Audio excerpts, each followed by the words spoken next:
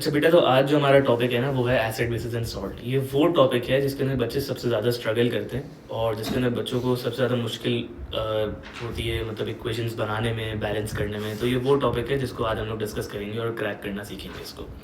ठीक है, तो before we get on to acid basis and salt, तो इसके अंदर जो है ना हम लोग को सबसे पहले पीरियोडिक टेबल की कुछ बेसिक्स पता होनी चाहिए, जैसे कि एटम्स क्या होते हैं, एलिमेंट्स क्या होते हैं, प्रोटॉन्स, इलेक्ट्रॉन्स, न्यूट्रॉन्स क्या होते हैं, और मोस्ट इंपॉर्टेंटली कि चार्जेस कैसे आते हैं किसी भी एलिमेंट के ऊपर, या वो आयन कैसे कन्वर्ट होता है। ठीक है, तो अगर आप लोगों ने ये चीज़ें पीरियोडिक टेबल के अंदर पढ़ी हुई हैं तो you can skip this video और आप लोग नेक्स्ट लेक्चर से देख सकते हैं। अगर आप लोगों ने वीडियो नहीं देखी हुई है, अगर आप लोग को नहीं बेसिक्स पता, तो आई वुड अर्ज कि आप लोग ये वीडियो लाजमी देखें ताकि आप लोग को इसकी बेसिक्स पता हो। ठीक है, तो अब हम लोग को ये देखना है बेटा, पीरियोडिक टेबल ऑफ एलिमेंट्स। ये वाला जो टेबल है ना, ये आप लोग को पूरा जो है ना वो आप लोग के बैक ऑफ द पेपर के अंदर मिलेगा। ठीक है, अच्छा, अब इस पीरियोडिक टेबल ऑफ एलिमेंट्स के अंदर ना कुछ चीज़ें हम लोग को समझनी है। वो क्या है? सबसे पहले बेटा ये चीज़ देख लो कि यहाँ पे जो हमारे पास बॉक्सेस है ना, इस बॉक्सेस को हम लोग कहते हैं बेटा एक एलिमेंट। सही है, और इस एलिमेंट को जो है ना हम लोग ज़रा एक्सट्रैक्ट करेंगे और ज़रा इसको हम लोग स्टडी करेंगे। लेकिन before we get on to elements, ठीक है, हम लोग को पहले ये बात समझनी पड़ेगी कि एलिमेंट्स के अंदर भी बेटा हमारे पास 3 सब एटॉमिक पार्टिकल्स होते हैं। ठीक है, अब उन पार्टिकल्स का नाम क्या होता है? सबसे पहले हमारे पास आता है बेटा प्रोटॉन्स। ठीक है, सबसे पहली चीज़ है हमारे पास दैट इज प्रोटॉन्स।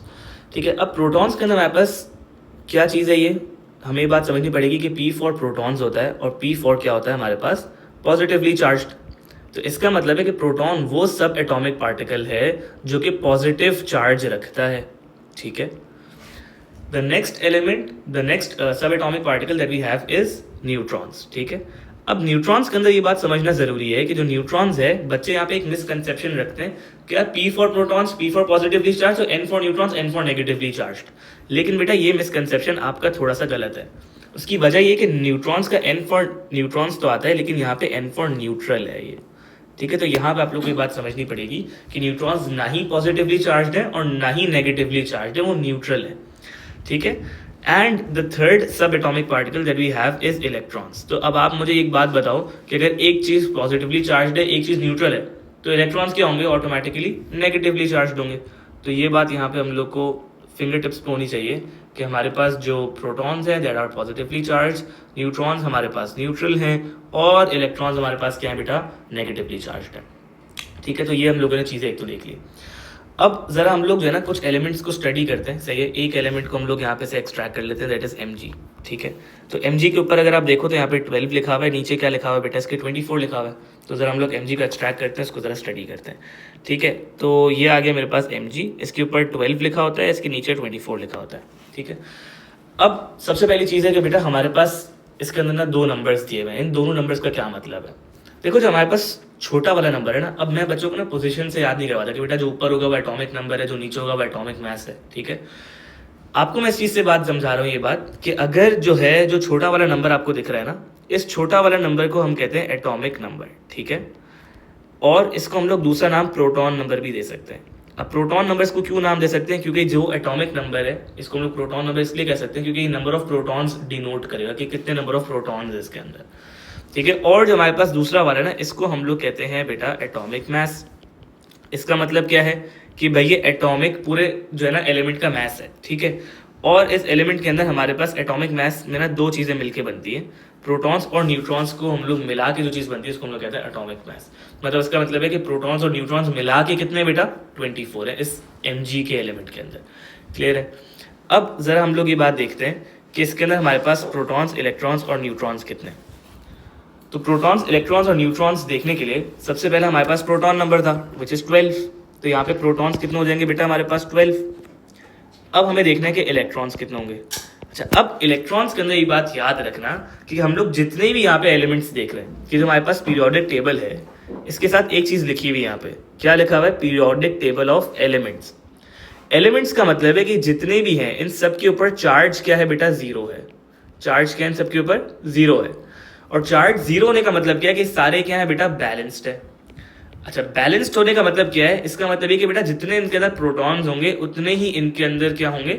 इलेक्ट्रॉन्स भी होंगे हमारे पास। ठीक है, जितने हमारे इनके पास प्रोटॉन्स होंगे उतने ही क्या होंगे बेटा? इनके अंदर इलेक्ट्रॉन्स भी होंगे।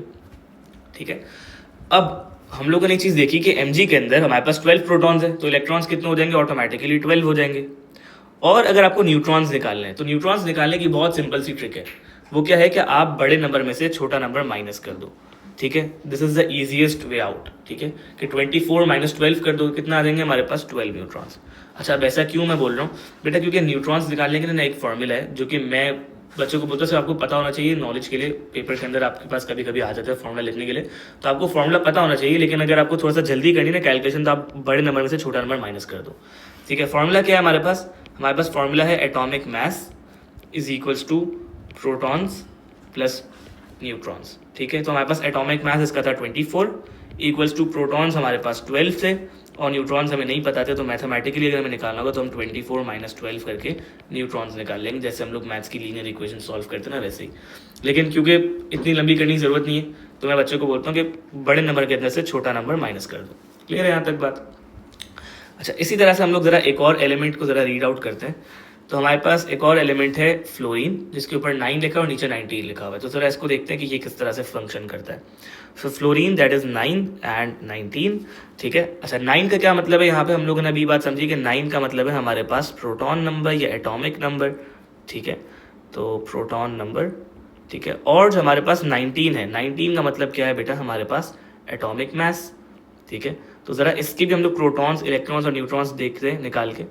तो प्रोटॉन्स यहाँ पे हमारे पास बेटा क्या है, 9 है, तो हम लोगों ने यहाँ पे 9 प्रोटॉन्स लिख दिए। और क्योंकि हम लोग सारे एलिमेंट्स की बात कर रहे हो, एलिमेंट्स के अंदर प्रोटॉन्स और इलेक्ट्रॉन्स दोनों क्या होते हैं बेटा, सेम होते हैं। तो यहाँ पे हमारे पास इलेक्ट्रॉन्स भी कितने हो जाएंगे, 9 हो जाएंगे। और अब न्यूट्रॉन्स की बात है, तो न्यूट्रॉन्स के अंदर मैंने क्या बताया था कि बड़े नंबर में से क्या कर देंगे हम लोग, छोटा नंबर माइनस कर देंगे। तो 19 में से हम लोग क्या कर देंगे, 9 माइनस कर देंगे, तो हमारे पास क्या बच जाएगा बेटा, 10 बच जाएगा। इसी तरह से हम लोग ज़रा दो और एलिमेंट्स की ज़रा बात कर लेते हैं। तो हमारे पास अब बात आती है Na की। तो let's say Na we have 11 23, सही है। इसके अंदर ज़रा हम लोग अगर प्रोटॉन्स देखें तो हम लोग को पता है कि जो छोटा नंबर होता है हमारा, वो हमारे पास प्रोटॉन नंबर कहलाता है। तो छोटे नंबर का हमारे पास प्रोटॉन्स कितने डिनोट कर रहा है, वो 11। इसी तरह से हमारे पास इलेक्ट्रॉन्स कितने होंगे बेटा, 11 होंगे, क्योंकि हम लोग को ये बात पता है कि प्रोटॉन्स इलेक्ट्रॉन्स क्या होते हैं, सेम होते हैं, बैलेंस्ड होता है, चार्ज 0 होता है एलिमेंट के ऊपर। और इसी तरह से हमारे पास अगर हमें न्यूट्रॉन्स निकालें तो हम लोग क्या करेंगे, 23 यानी बड़े नंबर में से छोटा नंबर माइनस कर देंगे। तो 23 माइनस 11 इज 12। तो ये हमारे पास न्यूट्रॉन्स आ गए। इसी तरह से देन वी हैव ओ के ऊपर हमारे पास आता है 8 और नीचे आता है हमारे पास 16, सही। इसके अंदर हमारे पास प्रोटॉन्स कितने बेटा, बड़ा नंबर जो होता है हमारे पास वो क्या होता है, एटॉमिक मास होता है। जो छोटा नंबर होता है वो क्या होता है, हमारे पास प्रोटॉन नंबर होता है। तो छोटा नंबर हमारे पास प्रोटॉन्स को डिनोट करते हैं, यानी हमारे पास प्रोटॉन्स कितने हो गए, 8 हो गए। इसी तरह से हमारे पास इलेक्ट्रॉन्स कितने होंगे, क्योंकि हमारे पास एक एलिमेंट है, एलिमेंट बैलेंस्ड है, इसका मतलब प्रोटॉन्स इलेक्ट्रॉन्स क्या होंगे, सेम होंगे। तो एलिमेंट है तो हमारे पास इलेक्ट्रॉन्स भी 8 हो जाएंगे। और न्यूट्रॉन्स हमारे पास कैसे आते हैं बेटा, न्यूट्रॉन्स हमारे पास बड़ा नंबर माइनस छोटा नंबर करके आते हैं, विच इज 16 माइनस 8, और ये भी 8 बन जाएंगे। तो ये हमारे पास 4 एलिमेंट्स थे जिनको हमने स्टडी कर लिया अभी तक, ठीक है। अब the next thing that we have is, जो हमें सीखनी है वो है एटॉमिक स्ट्रक्चर्स, ठीक है। तो ज़रा एटॉमिक स्ट्रक्चर देखते हैं इसका, कि हम लोग इनके एटॉमिक स्ट्रक्चर किस तरह से बनाएंगे, और फिर हम लोग ज़रा चार्जेस के ऊपर इस बात को लिंक करेंगे, जो कि हमारे पे एसिड बेसिस एंड सॉल्ट के नेक्स्ट लेक्चर के अंदर हमें बहुत हेल्प करेगा, ठीक है। तो सबसे पहले हम लोग Mg का स्ट्रक्चर बना के देखते हैं। अब स्ट्रक्चर जब भी आप बनाओ ना, तो एक बात याद रखना कि सबसे पहली चीज़ हम लोग कौन सी बनाएंगे बेटा, न्यूक्लियस बनाएंगे। न्यूक्लियस के अंदर हमारे पास 2 चीज़ें आएंगी। उन 2 चीज़ों में से सबसे पहली चीज़ है बेटा प्रोटॉन्स, और जो दूसरी चीज़ हमारे पास वो क्या है, न्यूट्रॉन्स, ठीक है। जो कि हम लोगों ने यहाँ पे अपने डाटा के अंदर निकाली। प्रोटॉन्स कितने थे, 12 थे, न्यूट्रॉन्स कितने थे, वो भी 12 थे। तो हम लोगों ने चीज़ निकाली। सबसे पहले हम लोग बनाते हैं न्यूक्लियस। तो ये मेरे पास एक छोटा सा न्यूक्लियस आ गया, और न्यूक्लियस जो है ना उसके अंदर 12 प्रोटॉन्स मैंने लिख दिए और मैंने 12 न्यूट्रॉन्स लिख दिए। तो ये मेरा न्यूक्लियस बन गया। अब the next thing that we need to do is draw the first shell, ठीक है। अब फर्स्ट शेल के अंदर हमारे पास, आपको ये बात याद होनी चाहिए कि फर्स्ट शेल के अंदर हमारे पास मैक्सिमम 2 इलेक्ट्रॉन्स आ सकते हैं, ठीक है। इसके बाद आप जितने शेल्स ऐड करते जाओगे, सेकंड, थर्ड, फोर्थ, फिफ्थ, उन सब के अंदर 8 इलेक्ट्रॉन्स की मैक्सिमम कैपेसिटी होती है। अच्छा, अब मैक्सिमम कैपेसिटी से यहाँ पे बात ये है कि मैक्सिमम का मतलब है कि ज़्यादा से ज़्यादा इतने लग सकते हैं। ज़रूरी नहीं है कि हमें आखिरी में 8 पूरे ही लगाने, ऐसा ज़रूरी नहीं है, लेकिन मैक्सिमम 8 लग सकते हैं। मतलब 8 से ज़्यादा वो अकोमोडेट नहीं कर सकता उस शेल के अंदर, ठीक है। सेकंड, थर्ड, फोर्थ, फिफ्थ के अंदर, फर्स्ट शेल के अंदर सिर्फ 2 इलेक्ट्रॉन्स लगेंगे। तो हमारे पास ये फर्स्ट शेल आ गया। हमारे पास टोटल इलेक्ट्रॉन्स कितने थे, 12 थे। उसके अंदर से हम लोग 2 जो है ना वो इसके फर्स्ट शेल के अंदर लगा देंगे। तो यहाँ पे मेरे पास 2 लग गए। अब क्योंकि हम लोग के पास 12 थे, 12 में से हमने 2 लगा दिया, हमें अब 10 और लगाने, तो उसके लिए मुझे सेकंड शेल की नीड होगी। तो मैंने सेकंड शेल बनाया, ठीक है। अब सेकंड शेल के अंदर मैं 8 इलेक्ट्रॉन्स मैक्सिमम लगा सकता हूँ, तो मैं लगा लेता हूँ। तो मैंने 1 2 3 4 5 6 7 और ये 8 इलेक्ट्रॉन्स लगा दिए सेकंड शेल में। तो मैंने सेकंड शेल के अंदर 8 लगा दिए और फर्स्ट शेल के अंदर मैंने 2 लगा दिए। तो 8 + 2 कितना होता है बेटा हमारे पास 10। तो मैंने अभी तक 10 इलेक्ट्रॉन्स लगा दिए, लेकिन मेरे पास अभी 10 मैं हटा दूँ तो मेरे पास कितने बच गए बेटा? 2 इलेक्ट्रॉन्स मुझे अभी भी लगाने। तो इसका मतलब क्या है कि मुझे 2 इलेक्ट्रॉन्स के लिए मुझे एक और शेल ऐड करना पड़ेगा। अब बच्चे बोलते सर 2 ही तो हैं, 2 ऐड कर दो ना इसी के अंदर। यार इसके अंदर क्या अभी एक और शेल बना? यार ऐसा नहीं हो सकता यार, ये रूल है, अभी क्या करें, मसला है ना हमारे लिए थोड़ा सा। तो हम लोग क्या करेंगे कि एक और शेल ऐड कर लेते हैं यहाँ पे थर्ड। तो यहाँ पे हम लोगों ने थर्ड शेल ऐड करा और यहाँ पे 2 इलेक्ट्रॉन्स हम लोगों ने और ऐड कर दिए। ठीक है, अब यहाँ पे हमारे पास Mg का स्ट्रक्चर कंप्लीट हो गया। इसी तरह से हम लोग ज़रा फ्लोरीन का स्ट्रक्चर देखते हैं। ठीक है, फ्लोरीन के स्ट्रक्चर में बेटा सबसे पहली चीज़ हम लोग क्या बनाएंगे, याद रखनी है हम लोग को कि न्यूक्लियस बनाएंगे। और न्यूक्लियस के अंदर क्या 2 चीज़ें आएंगी हमारे पास? सबसे पहला है प्रोटॉन्स और दूसरा क्या है हमारे पास? न्यूट्रॉन्स। ठीक है, तो हम लोग यहाँ पे न्यूक्लियस बनाते हैं। ये आ गया न्यूक्लियस, और न्यूक्लियस के अंदर मेरे पास सबसे पहले आएंगे प्रोटॉन्स विच इज़ 9 और न्यूट्रॉन्स दैट इज़ 10। अब सेकेंड चीज़ हमें क्या करनी थी, हमें शेल्स बनाने थे। और फर्स्ट शेल के अंदर हमारे पास कितना अकोमोडेट कर सकते हैं बेटा? Maximum that is 2। ठीक है, और सेकंड थर्ड फोर्थ फिफ्थ के अंदर कितना अकोमोडेट कर सकते हैं हम लोग? 8। ठीक है, तो ये बात हम लोग की फिंगर टिप्स पे होनी चाहिए। ये बात ऐसी नहीं चाहिए कि मतलब लोगों को कोई नींद से भी उठाए तो हमें बात पता होनी चाहिए कि यार मतलब सेकंड शेल में 2 आ सकते हैं, second third fourth first shell के अंदर 2 आ सकते हैं, सेकंड थर्ड फोर्थ के अंदर हमारे पास 8 से ज़्यादा नहीं आ सकते। अब ज़रा बना के देख लेते हैं। फ्लोरीन के हमारे पास 9 इलेक्ट्रॉन्स थे, उसके अंदर से हम लोग फर्स्ट शेल के अंदर 2 लगा लेते हैं। तो यहाँ पे मैंने 2 इलेक्ट्रॉन्स लगा दिए। ठीक है, सेकंड शेल के अंदर हम लोग को कितने लगा सकते हैं? हम लोग मैक्सिमम 8 लगा सकते हैं। ठीक है, और 8 लेकिन हम लोग को पूरी लगाने की नीड है क्या? नहीं है। क्यों? क्योंकि देखो 9 में से हमने 2 तो लगा दिए, तो कितने बच गए हमारे पास? 7 बच गए। हम लोग मैक्सिमम 8 लगा सकते हैं ना, लेकिन हमें लगाने कितने हैं? 7 लगाने। तो हम लोग 7 लगा देंगे यहाँ पे। तो यहाँ पे मैंने हंसी खुशी 7 लगा दिए। 1 2 3 4 5 6 और ये 7। तो ये पास 7 इलेक्ट्रॉन्स हो गए और ये मेरे पास फ्लोरीन का स्ट्रक्चर कंप्लीट हो गया। इसी तरह से ज़रा Na का स्ट्रक्चर देख लेते हैं। Na का स्ट्रक्चर हम लोग कैसे बनाएंगे बेटा? सबसे पहली चीज़ हमारे पास क्या आएगी? न्यूक्लियस। तो न्यूक्लियस के अंदर हमारे पास 2 चीज़ें आती हैं, बात बच्चों को सबको पता है। पहली चीज़ क्या है हमारे पास? प्रोटॉन्स। दूसरी चीज़ क्या है हमारे पास? न्यूट्रॉन्स। इसके बाद हम लोग दूसरा काम क्या करते हैं? हम लोग फर्स्ट शेल बनाते हैं। तो ये मेरे पास आ गया फर्स्ट शेल, और फर्स्ट शेल के अंदर हमारे पास मैक्सिमम कितने इलेक्ट्रॉन्स आ सकते हैं बेटा? 2 आ सकते हैं, तो मैंने 2 लगा दिए। अच्छा, अब मुझे कितने की नीड थी? मुझे 11 लगाने थे, उसमें से मैंने 2 लगा दिए। मेरे पास कितने बचे? 9 बचे ना। तो अब 9 का मतलब मुझे सेकंड शेल ऐड करना पड़ेगा। तो मैंने ज़रा सेकंड शेल ऐड करता हूँ। यहाँ पे मैंने अपना सेकंड शेल ऐड कर दिया। ठीक है, अब जब मैंने सेकंड शेल ऐड करा तो इसके अंदर मैं मैक्सिमम 8 लगा सकता था, तो मैंने 8 लगा दिए, क्योंकि मुझे 9 लगाने थे, लेकिन क्योंकि मेरे पास मैक्सिमम कैपेसिटी कितने की? 8 की, तो मैंने 8 लगा दिए। अच्छा, अब जाहिर सी बात है, मैंने 11 में से सबसे पहले 2 लगाए, तो मेरे पास बच गए 9 में से मैंने 8 लगा दिए। अब मेरे पास कितने बच गए? 1 बच गया। तो 1 के लिए मुझे एक और शेल ऐड करना पड़ेगा। अब ये नहीं कि मैं यहाँ पे जो ना छोटा सा ऐड कर दूँ कि सर वो एक बड़ा बनना था स्ट्रक्चर। बच्चे बोलते सर पेपर पे जगह नहीं थी। तो बेटा पेपर पे जगह भी होगी, थोड़ा सा छोटा छोटा करके बना लेना, लेकिन बन जाएगा। सही, तो ये एक और शेल ऐड करते हैं यहाँ पे, और यहाँ पे हम लोगों ने थर्ड बना दिया। थर्ड शेल के अंदर हम लोगों ने फर्स्ट इलेक्ट्रॉन लगा दिया। क्लियर है यहाँ तक बात? तो ये हमारे पास Na का स्ट्रक्चर कंप्लीट हो गया। इसी तरह से जल्दी से आप लोग O का स्ट्रक्चर बना के ट्राई करो, वीडियो पॉज करके। ठीक है, और फिर जो ना मैं बना रहा हूँ तो आप लोग जो ना फिर मैच कर लेना कि आप लोग का क्या सेम बन रहा है कि नहीं बन रहा। ठीक है, तो यहाँ पे हमारे पास ऑक्सीजन का स्ट्रक्चर बनाना है। इसका न्यूक्लियस आएगा सबसे पहले। न्यूक्लियस के अंदर हमारे पास क्या चीज़ आती थी बेटा? 2। First is protons and the second is neutrons. तो हम लोगों ने लगा दिए। इसके बाद हम लोग क्या बनाएंगे बेटा? फर्स्ट शेल बनाएंगे।